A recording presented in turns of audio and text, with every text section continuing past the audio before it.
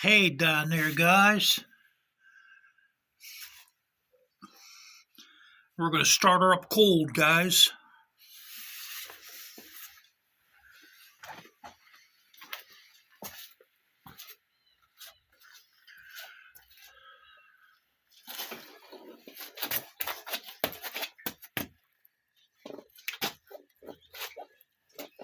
No enricher.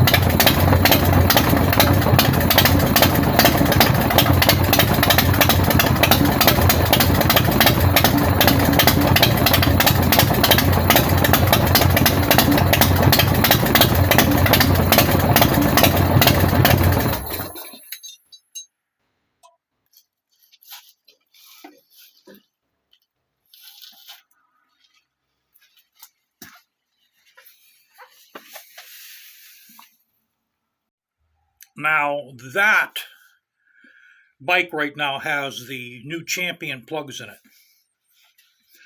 it. Now, the Champion plugs, they were gapped at like 23 or 25. Because usually when I buy spark plugs, I don't check the gap because they're supposed to be pre-gapped. But this time, I checked those Champions, and they were like 23 or 25. I think they were 25. So I gapped them out to 35. That's what Big Dog recommends. That's what S&S engines recommend.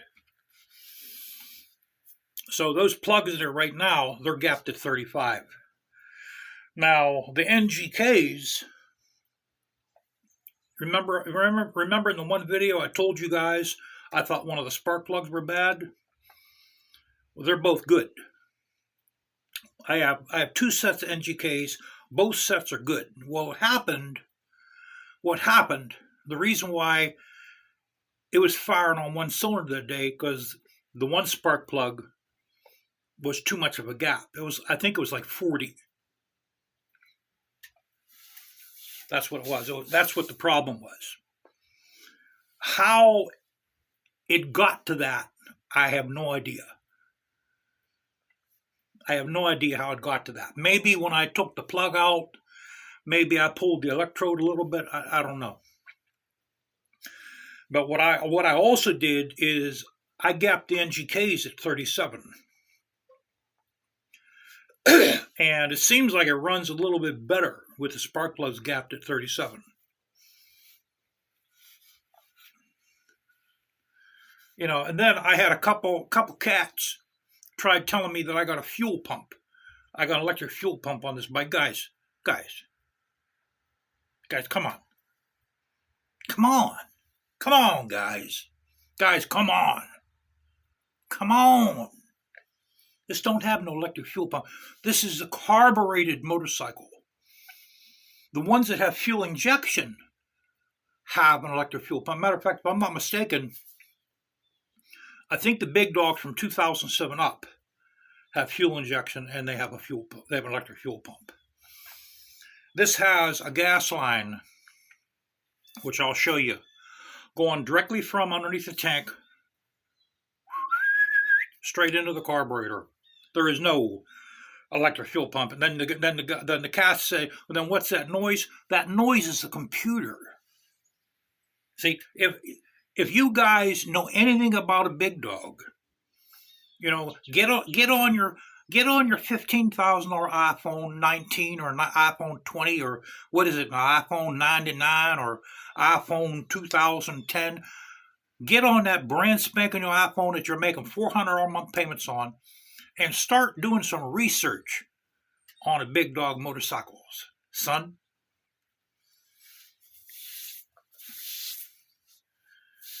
These have computers in them. That's what makes that crazy noise. That's the computer. Now, the guy that owned this before me, I think he changed the EHC. I don't know if he put the new RIP kit in or the Wire Plus kit, but he changed it. You know, and I'm still in the process of trying to figure out what he changed it to.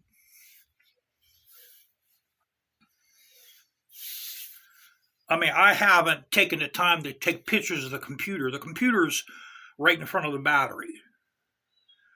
You know, the module's right in front of the battery. That's what makes the noise. Either that or the ignition module is what makes the noise, is what makes that crazy noise. Now, I don't know if every big dog makes that noise, but this one makes that crazy noise. So like when you start it up, it goes,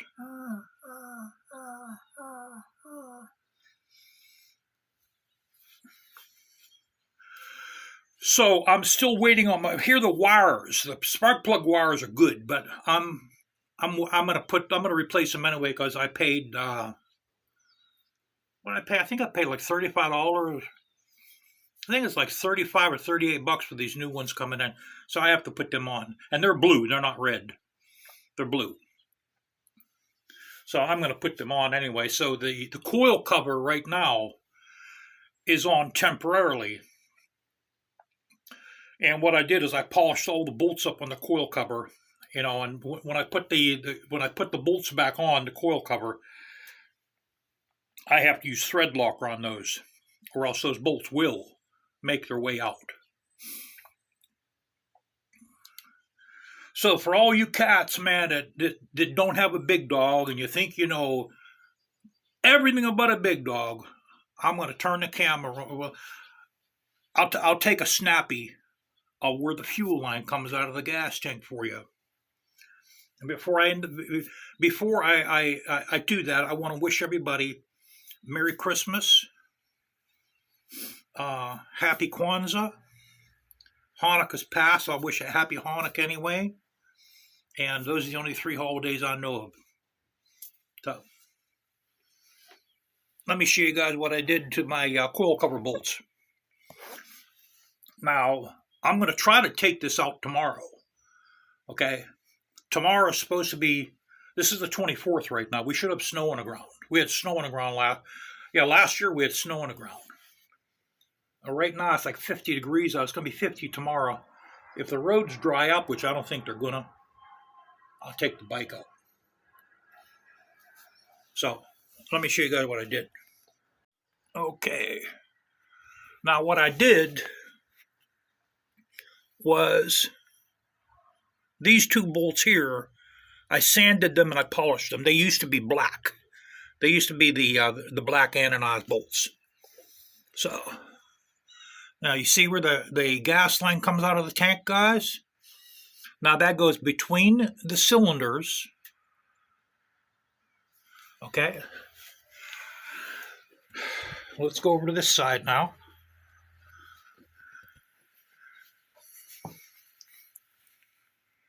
It comes down and goes into the carburetor.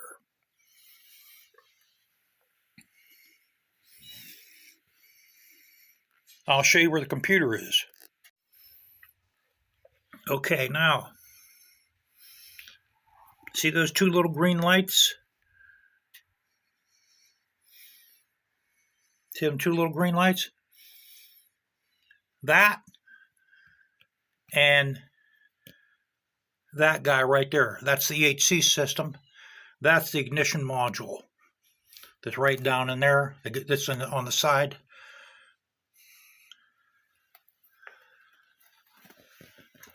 So, let me see if it'll make the noise.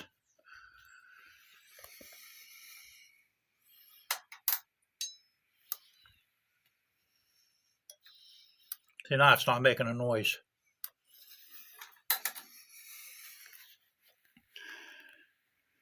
Yeah, for some reason it's not making a noise now. It doesn't do it all the time. It's a, you know what, I think we have company coming, guys. I gotta get control of my dog before she comes here. Happy holidays. So, okay, my company has left. Put my glasses on because I can't see nothing without these guys. So that's what the problem was with this. The one spark plug was gapped too much. You know, and I don't have a spark plug gapper, believe it or not. I have one, but God knows where it is. So what I do have is I have feeler gauges from when I put my Honda engine together. And that has each feeler gauge, it's in millimeter and in fraction inches. And that's what I was able to gap the spark plugs properly. But I think the bike runs a little better with the plugs gapped at 37. Because I was reading about the 585 cam install. Since it lets more gas in, you got to gap the spark plug a little larger, up to 37 from 35. So the ones I have in there now, they're the champions. They're 35. What I'm going to do is, because I bought 4 sets of champions. I got 4 new sets of champions, and I got 2 sets of NGKs. So what I'm going to do is I'm going to get another set of champions out of there, and I'm going to gap those to 37. And we're going to try it out. See, unfortunately, I can't ride this until next year once the winter's over. It's just a bad time for me to experiment with spark plugs. You know, because I can't take this out on the road. It's either the roads are covered with salt, like right now they're bleached with salt. Well, now the salt probably washed away, but the roads are wet. You know, it's like around here when it's warm, the roads are wet. When it's cold, the roads are dry. It's how it is. It's like no matter what it is, you can't go out on a motorcycle around here. You know, a motorcycle around here, guys, is just a bad investment. It's just a horrible investment in Western Pennsylvania. So possibly tomorrow, because of the rain washed the salt off the roads, but now the road's going to dry up. And if the roads dry up tomorrow, I'll be able to take the bike out. We'll test this out a little bit. And I'll have to put like a little dab of thread locker on my coil cover bolts, or they will vibrate right out without that thread locker. And then once I get my ignition coil cables in, they'll be in on Tuesday. I'll be able to put a liberal amount of thread locker on those, and it'll be permanently in place. Well, not permanently, but the bolts will be in a lot stronger with more than a little dab of thread locker. Because what I do to those, there's the 2 bolts on like that beak that's on top of the coil cover. I think those are 5/16 if I'm not mistaken. Those two dudes, I put a liberal amount, I put a lot of blue thread locker. And then the 2 3/8 that bolt the coil cover into the heads, I use red on those, and I put a good amount on those. Because I already lost those, there's like the 2 big 5/16 bolts that bolt the coil cover onto the frame. I already lost both of those. Without thread locker, guys, those two dudes, man, they'll vibrate right out. And you would be surprised, losing those 2 bolts, how much more that engine vibrates.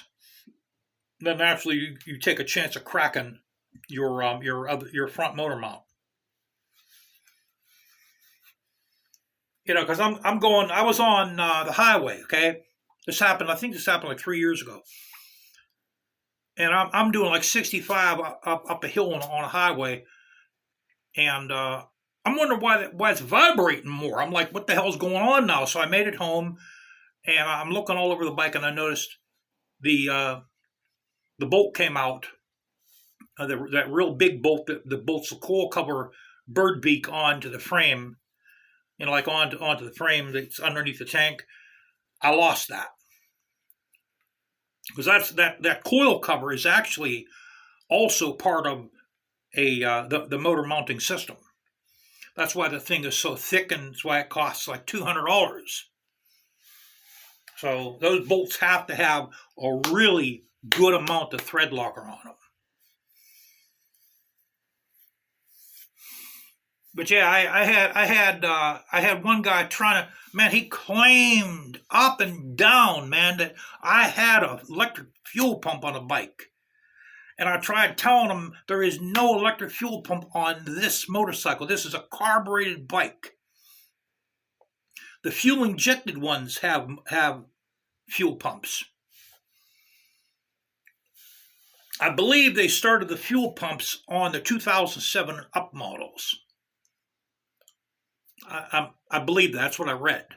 But this bike does not have no fuel pump. And then you tell them that, they'll say, "Oh no, your bike has it." You're trying to tell me what my motorcycle has? I've been over every single inch of this bike. I could tell you where everything is on the bike. That crazy sound, man. It's what the EHC, the computer. That's the sound of what that makes.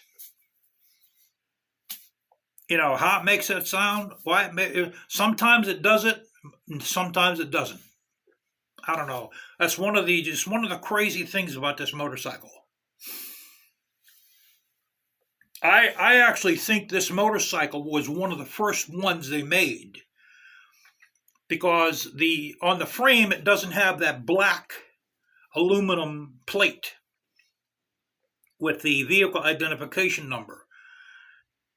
This bike only has the vehicle identification number on the neck itself.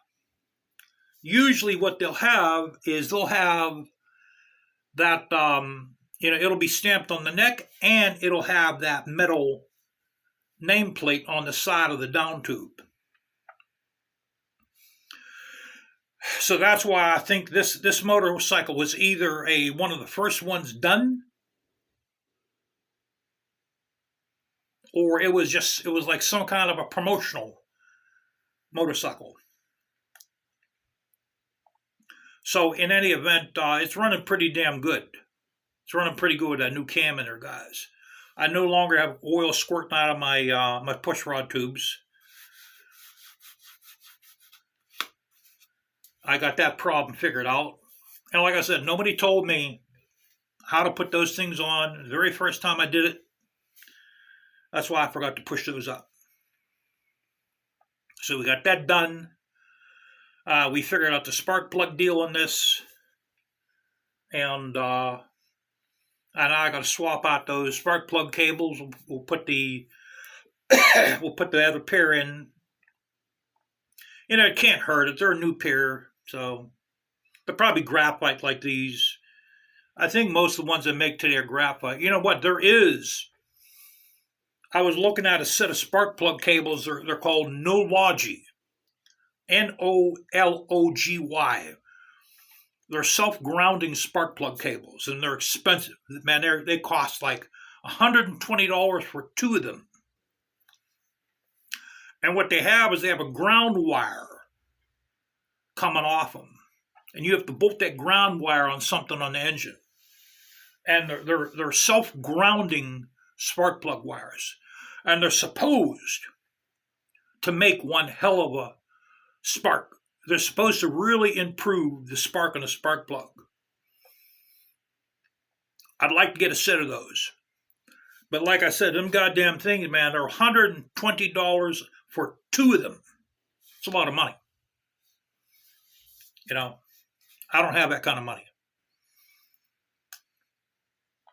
So, all right, like I said, guys, happy holidays.